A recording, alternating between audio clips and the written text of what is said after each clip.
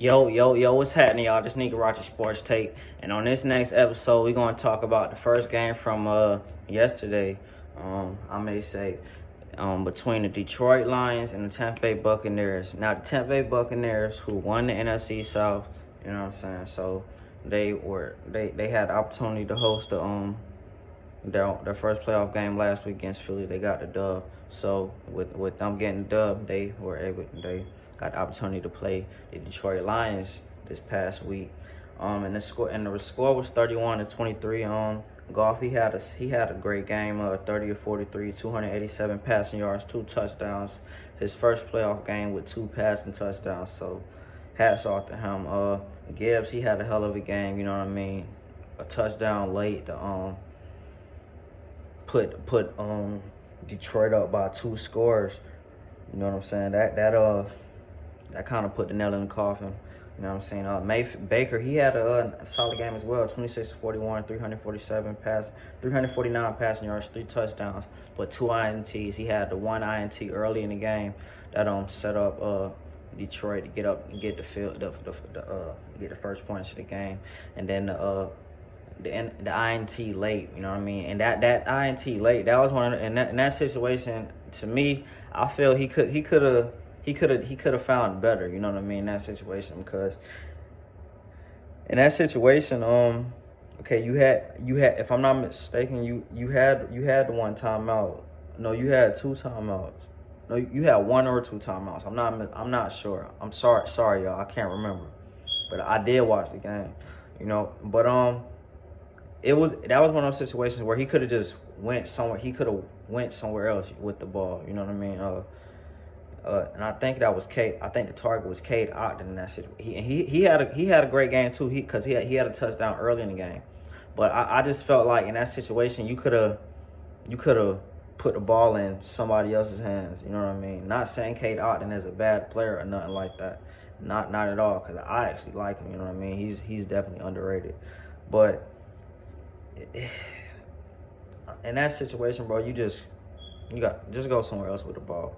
But Mike Evans, 8 receptions, 147 receiving yards, a touchdown, most receiving yards in team postseason history. So definitely has made his name known in that Tampa Bay area for a long time, 10+ years.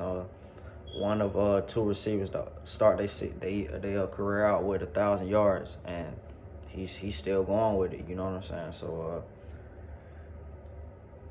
Tampa Bay, they got some questions to answer in the offseason, because I know they got a lot of contracts coming up, and I know Baker Mayfield is at least you got your quarterback. You know what I mean? I mean, he ain't no top tier quarterback or nothing like that, but at least you got somebody that you can count on. You know what I mean? And that wasn't always the case. I mean, because if you look at what he did, I mean, if you just look at where he was at last season, like, ain't nobody expect Baker Mayfield to lead his Tampa Bay Buccaneers team to the playoffs. I mean, some may have, but I wasn't one of them.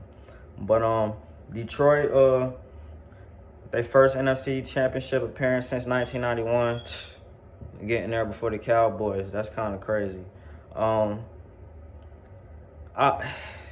I don't know, man. It seems like everything is riding high for this Detroit team, but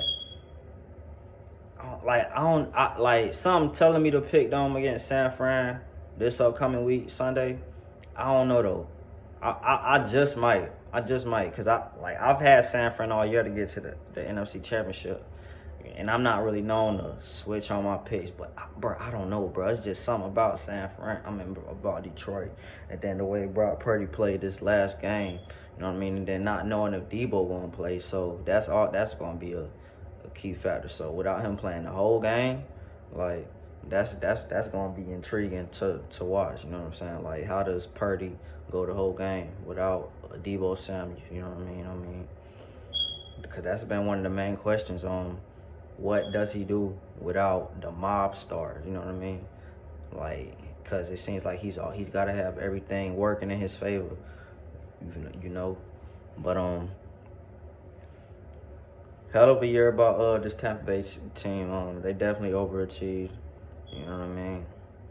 And that kind of happens. That kind of happens sometimes in NFL seasons. Like at the start of the season, it may be a team that you don't expect to make the playoffs or make any noise, and in the season you look back and you like, yo, like how did? But hey, things just ended up working in their favor, and I wish the best for Baker Mayfield. I was one of his biggest critics. You know what I mean? But like I said, I wish the best for him, and I hope they end up getting that contract worked out for him. But we got Detroit versus San Fran next week, so that's gonna be a hell of a game. You know what I mean? That's gonna be a hell of a game. You know what I mean? But I'm out, man. Peace. Y'all tune into this next video, man.